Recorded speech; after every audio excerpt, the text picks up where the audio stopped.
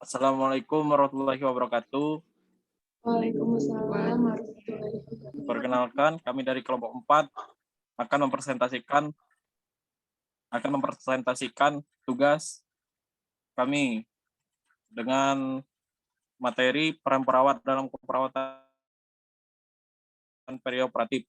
Dengan anggota kelompok, saya dan Sri Agustin, Geti Pratiwi, Nur Hidayanti, dan Yuli. Dan pertama-tama akan disampaikan oleh teman kami, Yuli. Pada Yuli kami persilahkan.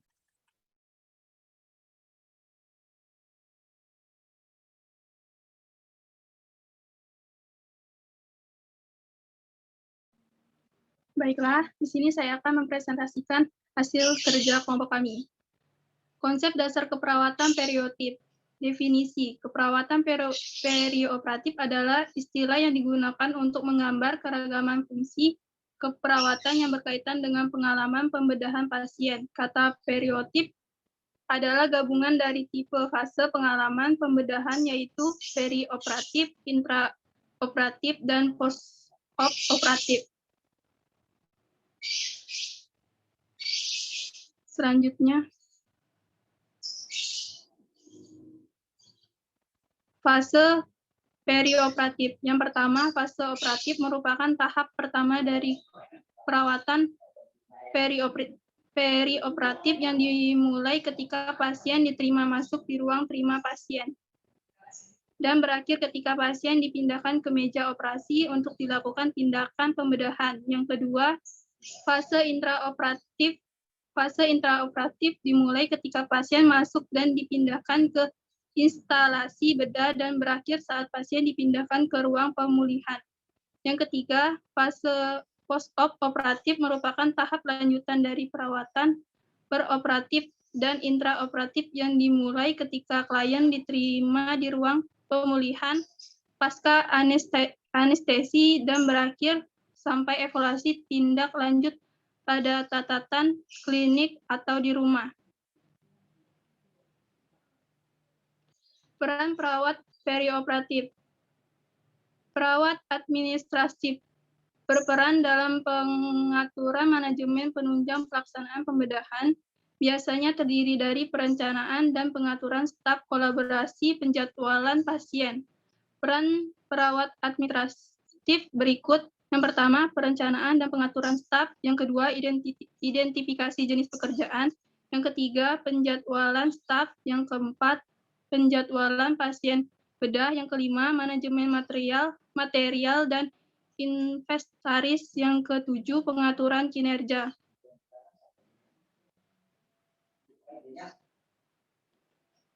B. Perawat instrumen. Secara spesifik, peran dan tanggung jawab dari pasien instrumen adalah sebagai berikut.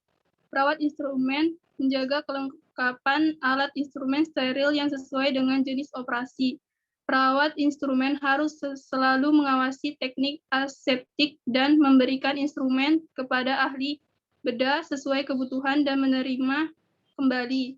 Perawat instrumen harus terbiasa dengan anatomi dasar dan teknik-teknik bedah yang sedang dikerjakan. C. Perawat sirkulasi adalah petugas penghubungan antara area steril dan bagian ruang operasi lainnya. Secara umum, perawat dan tanggung jawab perawat sirkulasi adalah sebagai berikut. Menjemput pasien dari bagian penerimaan, mengidentifikasi pasien, dan memeriksa formulir persetujuan, dan mempersiapkan tempat operasi sesuai prosedur dan jenis pembedahan yang akan dilaksanakan. Baiklah, akan dilanjutkan oleh Geti Pratiwi.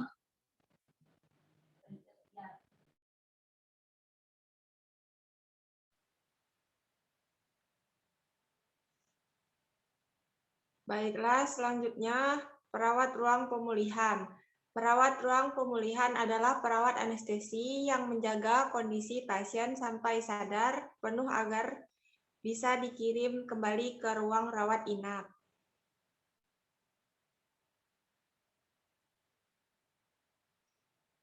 Next.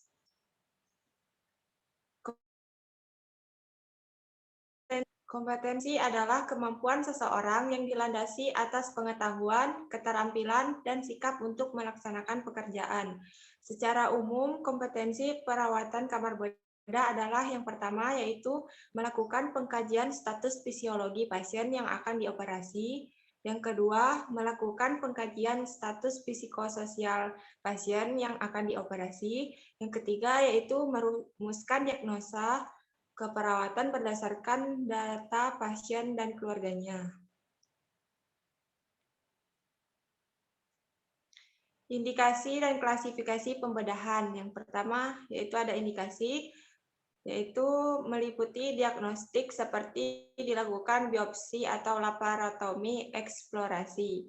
Kemudian kuratif seperti ketika mengsisi massa tumor atau mengangkat apendiks yang inflamasi. Kemudian ada reparatif seperti memperbaiki luka yang multipek, rekonstruktif atau kosmetik seperti perbaikan wajah, kemudian paliatif seperti ketika harus menghilangkan nyeri atau memperbaiki masalah, contohnya ketika selang gastrostomi dipasang untuk mengkompensasi terhadap kemampuan untuk menelan makanan. Kemudian ada klasifikasi.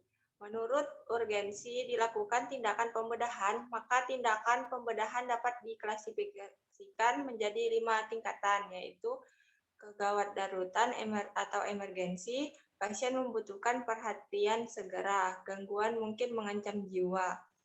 Indikasi dilakukan pembedahan tanpa ditunda, contohnya perdarahan hebat, obstruksi kandung kemih atau usus, fraktur, tulang tengkorak, luka tembak atau tusuk, luka bakar sangat luas. Urgen, pasien membutuhkan perhatian segera. Pembedahan dapat dilakukan dalam 24 sampai 30 jam. Contohnya yaitu infeksi kandung kemih akut, batu ginjal atau batu pada uretra. Baiklah, selanjutnya akan dilanjutkan oleh Nur Hidayanti. Persiapan klien di unit perawatan. Yang pertama, persiapan fisik preoperasi yang dialami oleh pasien dibagi dalam 2 tahapan, yaitu yang pertama, persiapan di unit perawatan. Yang kedua, persiapan di ruang operasi. Selanjutnya, berbagai persiapan fisik yang harus dilakukan terhadap pasien sebelumnya, yaitu 1. Status kesehatan fisik secara umum. Yang kedua, status nutrisi. Yang ketiga, keseimbangan cairan dan elektrolit. Yang keempat, kebersihan lambung dan kolon. Yang kelima, pencukuran daerah operasi, pengosongan kandung kemih, dan selanjutnya yaitu latihan praoperasi. Pemeriksaan penunjang, yang pertama, ada foto sinar X, dada, adalah pemeriksaan kondisi jantung dan paru-paru. Yang kedua, ada EKG, adalah mengukur aktivitas listrik jantung untuk menentukan apakah denyut jantung, irama, dan faktor lainnya normal. Selanjutnya ada pemberian informed consent. Selain dilakukannya berbagai macam pemeriksaan penunjang terhadap pasien, hal lain yang sangat penting terkait dengan aspek hukum dan tanggung jawab dan tanggung gugat, yaitu adalah informed consent. Baik pasien maupun keluarganya harus menyadari bahwa tindakan medis, operasi sekecil apapun mempunyai resiko. Selanjutnya yaitu adalah persiapan mental psikis anak atau keluarga. Persiapan mental merupakan hal yang tidak kalah pentingnya dalam proses persiapan operasi, karena mental pasien yang tidak siap atau labil dapat berpengaruh terhadap kondisi fisiknya. Selanjutnya adalah obat-obatan premedikasi.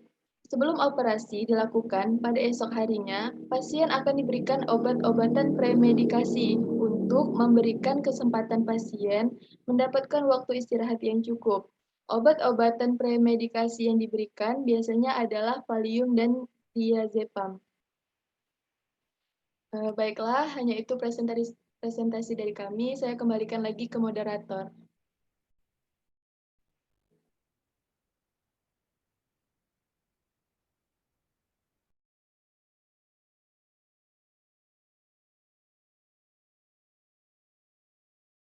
Moderator.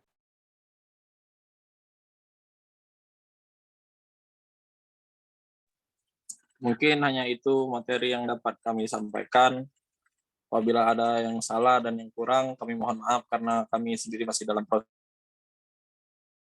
pembelajaran. Saya akhiri. Wabillahi taufiq wal hidayah. Wassalamualaikum warahmatullahi wabarakatuh. Waalaikumsalam warahmatullahi Warahmatullahi wabarakatuh.